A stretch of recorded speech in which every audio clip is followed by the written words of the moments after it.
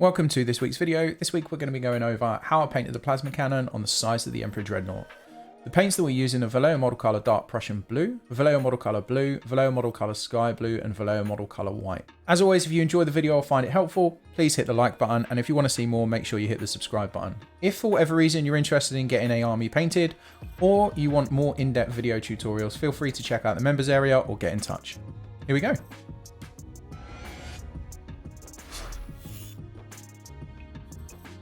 So to start off with, the plasma cannon is still primed in black from previously.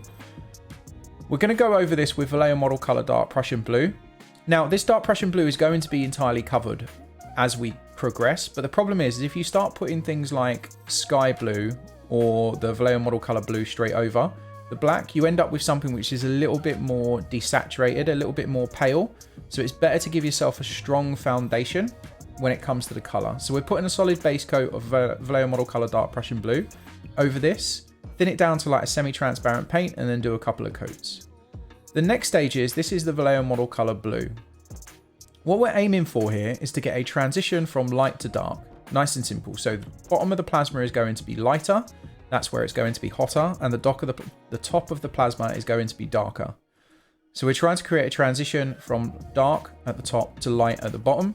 We're not worrying about the ridges right now, so don't try and paint between the plasma coils or anything like that. You're just going to give yourself a lot more work. We can fix the ridges of the plasma later. For the time being, this is all just the recesses. You can see that I've basically covered the Vallejo Model Color Dark Prussian Blue. Like I said, we're going to do a transition from light to dark, or dark to light, depending on how you do it. But the top of this plasma, for the recesses, is going to be Vallejo Model Color Blue.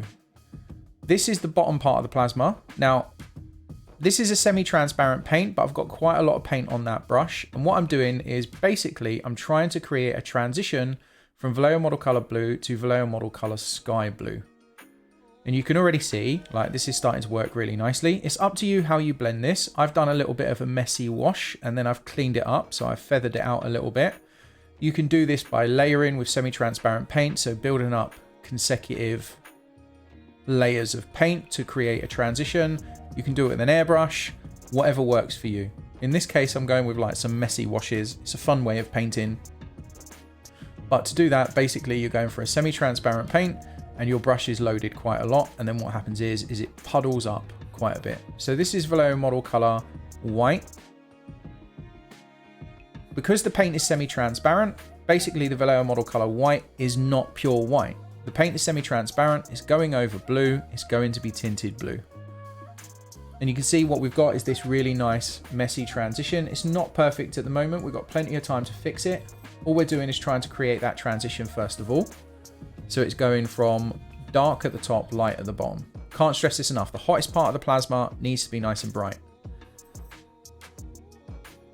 Once again, going in, this is Vallejo Model Color White again. I'm being a little bit more cautious about it, as in I'm being a little bit more careful about where I place it. It's only going towards the bottom now. Because the paint is semi-transparent, if we build up multiple layers of it, we're going to get different values. So if we put one layer down, you're going to get a certain value. If you put two more layers over the top, you're going to get brighter values. Once again, this is the Vallejo Model Color White. You can see that I'm going over it a couple of times. So this is the second time that I'm going over the original white, and I'm just building it up slowly. Try not to get the white too far up the plasma coils. We don't really want that. The pure white you want towards the bottom. The smaller the area of white, the more it will pop. Now, this is looking all right so far. The truth is, though, is we're not going dark enough just yet to make this pop. Remember, if we want something to look bright, we need to surround it with dark. And also, like, we haven't started working with the ridges of the plasma just yet. So we've still got plenty of time to push that dark. The goal is for me to work from the Vallejo Model Color Blue at the top of the plasma at this point, all the way to pure Vallejo Model Color White towards the bottom of the plasma. Build it up, keep adjusting it, smooth it out as you see fit. Like I said already, if you want to, like we did in the Deathwing Terminator video, you can just airbrush over the top of this to smooth it all out, or you can do it with that semi-transparent paint. Nice soft brush strokes like I'm doing here.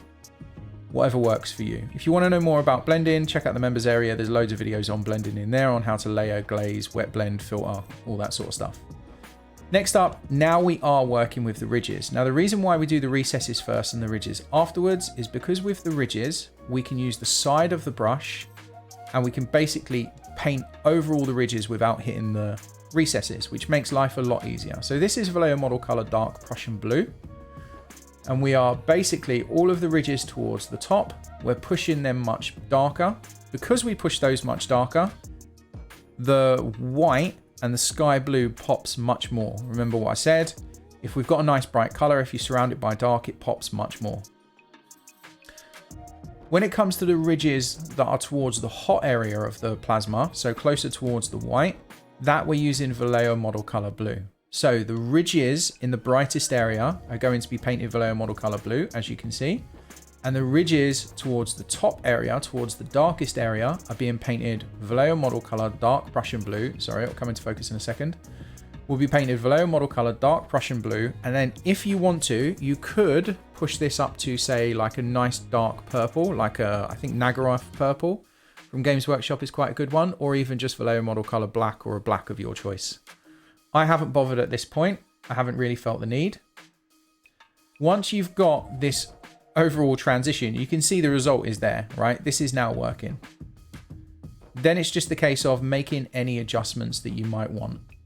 So for me, this is where I wasn't particularly happy with it. It wasn't quite bright enough. I wanted to push much brighter. So what I ended up doing was doing a big, heavy Vallejo Model Color wash of the white. This brightened the whole thing up. You can see the whole of the plasma coil is now brighter. And what I'm going to do is I'm going to smooth it out a little bit further. This was a combination of things. First of all, the plasma, it wasn't really smooth enough for me, and it was a little bit too dark. So don't be afraid. If you've not got a result that you're perfectly happy with, don't be afraid to go back to those steps. So it just wasn't striking enough for me. Now, bearing in mind, I am using a hairdryer in between these video cuts. So when it looks like this paint like flows in, it's really, really wet, and then it dries really quickly. That's because I paused the video and I've used a hairdryer to dry it. You can now see the recesses of the coils are much, much brighter. I'm once again going in with the Vallejo Model Color Blue and the Vallejo Model Color Dark Prussian Blue, and I'm redoing the ridges for the plasma coils. So I can't stress this enough. Do not panic if the result you get is not exactly perfect. It's very simple to fix. If you paint it once, you can paint it again. This, in my opinion, is looking much stronger. It's popping much more. And basically what we needed is we needed more bright. The brighter area from the hot plasma coils just needed to be larger. It's possible you preferred the original version. Like, there's nothing wrong with that. You should go with what you like. But I think it's important that we show not necessarily mistakes in this case, but we show results that are not as perfect as we wanted them. And it's important that we show that, like, sometimes we need to correct things. But regardless, plasma coil is looking really nice. This is a bit of an optional step. I'm going in with Vallejo Model Color White, and I'm just painting in between the ridges, and I'm just trying to make that lower area pop a little bit more. So these are just tiny adjustments that, again, you don't need to do. We could have stopped at that early stage. I'm just trying to make it pop a little bit more. Naturally, this is for a client. This is a commission. It has to be bang on. So I'm going in and I'm making sure it's perfect. And also bearing in mind, like, I've got 3 more plasma cannons to do for this army with the Redemptor Dreadnoughts. So they have to be consistent as well. Nice little white bright spots going towards the bottom. You also don't need to push to white, bearing in mind, like, this is just the recipe that I'm doing for this. Like, you don't always have to go to pure white. Sometimes pure white, especially with certain colors like purple or green, can look very odd. They can look very fake, look very weird. But with blue, it's quite nice. And this is where we're at the moment. Remember, when it comes to this stuff, the illusion comes from far away, right? So when you're judging something like plasma glow, non-metal metallic, anything that is trying to create an illusion or trick your mind into something that's happening, the illusion comes at arm's length, right? So hold the model at arm's length, which is why I've zoomed out right now, to get a good idea of whether the illusion is working. And if it is, great. The only thing we're judging up close is the quality of the paintwork. And that's something that does get lost in these videos sometimes, and sometimes it's very easy for me to forget to point that out. It's always the illusion at arm's length and then the quality of the painting up close. Too many people, in my opinion, look at their painting really, really up close, because that's obviously what we do when we're painting, and they judge it by that, when actually, what does the whole piece look like from far away? It's really, really important to think about. Once again, going back, dark Prussian blue, and this time there's a little bit of black, right? I'm pushing the top of the coils this time up to a pure black to make it even darker, to make that white bright pop even more. So again, this is almost like an optional route. This, in my opinion, is far more striking. I'm really happy with this result. It looks quite nice, but basically nice and simple when it comes to plasma coils. The hottest part of the plasma coil is really, really bright. Darkest part, the coldest part is really dark, and you have to go dark enough to make it all pop. This is the stage. Again, this is optional. This is the stage that I was talking about where it comes to smoothing it out. I'm going over with an airbrush. This is Vallejo model color Sky Blue through the airbrush, and I'm very, very gently glazing with a super thin paint over the whole thing. Basically what this does is it makes the white a little bit more natural, so it knocks it back slightly into a really, really bright blue, and it also does the job of smoothing out all the work. You can do that with a brush if you want, or you can do it with the airbrush. Last little step, I'm going to go back in, place in little dots of white to make that coil pop, and then we're all done. And that's it. Nice and straightforward. Not necessarily easy, not going to lie. It takes a little bit of control. It takes a little bit of experience when it comes to messing with very thin paints like this. But I think the result is really nice. Let me know what you think in the comments. Thank you, as always, for watching, guys. It means a huge, huge amount to me. And as always, hit the like button if you did enjoy it. Cheers.